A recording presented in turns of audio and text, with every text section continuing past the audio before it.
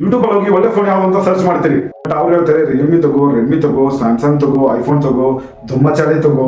But ಒಳ್ಳೆ phone ತಗೊಳ್ಳೋದು ಹೆಂಗೆ ಅಂತ ನಾನು ಹೇಳ್ತೀನಿ. ಮೊದಲನೇದಾಗಿ ಯಾವ್ದಾದ್ರು ಫೋನ್ ತಗೋತಾ ಇದ್ದೀರಿ ಅಂದ್ರೆ ಯಾವ್ದಾದ್ರು ಫೋನ್ ಅಲ್ಲಿ LCD ಡಿಸ್ಪ್ಲೇ 60 Hz ಇತ್ತು ಅಂದ್ರೆ ದೂರದಿಂದಾನೇ ಹೇಳಿ ಬಾಯ್ ಬಾಯ್ ಟಾಟಾ ಗುಡ್ ಬಾಯ್. 15,000 ಮೇಲೆ ಯಾವ್ದಾದ್ರು ಫೋನ್ ತಗೋತಾ ಇದ್ದೀರಿ ಅಂದ್ರೆ AMOLED display 90 to 120 Hz display ಇರಲೇಬೇಕು.